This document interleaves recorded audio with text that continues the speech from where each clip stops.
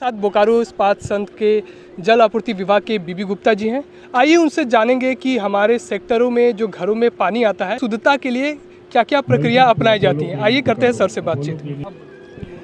हमारा शुद्धिकरण संयंत्र water treatment plant 24 million gallon प्रतिदिन पानी के उपचार के लिए क्षमता रखता है। ये हमारा जल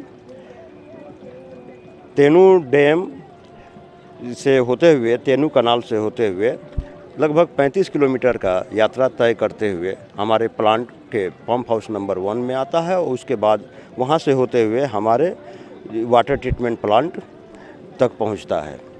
और इसका सफ़र शुरू होता है हमारे यहाँ स्टीलिंग चैम्बर से।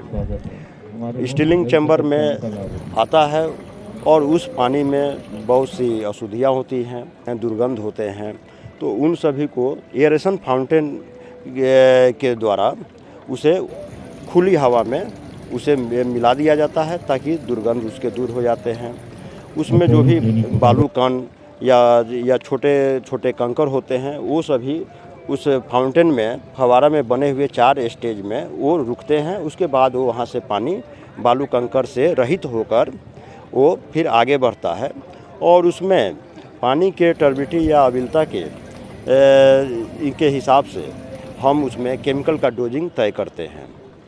और उसके बाद वो पानी जो है हमारा फ्लैश मिक्सचर में जाता है और वहाँ पर उसका कोएगुलेशन का प्रोसेस होता है, जिसको आम भाषा में हम पानी को फाड़ने का भी प्रोसेस कह सकते हैं। और फिर वहाँ से होते हुए वो हमारे प्लांट में निर्मित क्लैरिफायर में हो जाता है और वहाँ पर ये जितने भी अशुद्धियाँ होती हैं वो सभी बड़े मात्रा में ये इकट्ठा होते हैं, आपस में वो चिपकते हैं और भारी होकर वो नीचे क्लैरिफायर के तल में बैठ जाते हैं। और उसके बाद फिर आया हुआ पानी की तरह ऊपर का पानी जो है हमारा चला जाता है रैपिड सैंड फिल्टर बेड में।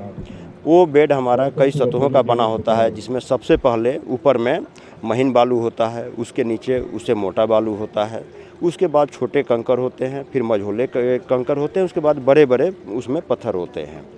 और उन सभी सतहों से गुजर कर वो पानी नीचे से फिर बाहर की ओर निकलता है और तब तक पानी हमारा बिल्कुल साफ़ हो गया रहता है। मगर फिर भी हम उस पानी को पी नहीं सकते हैं क्योंकि अभी भी उसमें बैक्टीरिया मौजूद हैं जो हमारे स्वास्थ्य के लिए हानिकारक हो सकते हैं। तो उसको बैक्टीरिया मुक्त करने के लिए हम लोग ब्लीचिंग पाउडर या क्लोरीन गैस का इस्तेमाल करते हैं।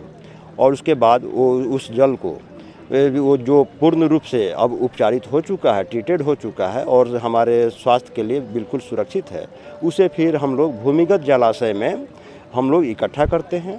तत्पश्चात उसे पंप हाउस के द्वारा विभिन्न सेक्टरों में और व्यावसायिक प्रतिष्ठानों में हम उसे प्रतिदिन सप्लाई करते हैं। ये उपचारित जल है, उस जल को हम अपने लैब में टेस्ट करते हैं और बहुत सारे टेस्ट होते हैं और बहुत से टेस्ट हमारे आउटसाइड एजेंसियों के द्वारा हम कराते हैं।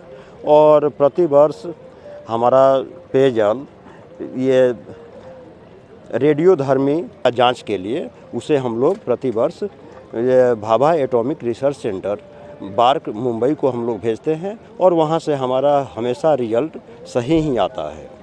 ये इस तरह हम कह सकते हैं और विश्वासपूर्वक कि हमारा ये द्वारा जो बनाया गया जल है वो बिल्कुल सुरक्षित और पेय है और इससे किसी भी मानव या किसी भी प्राणी को कोई जान माल की क्षति नहीं हो सकती है। ये बिल्कुल सुरक्षित है।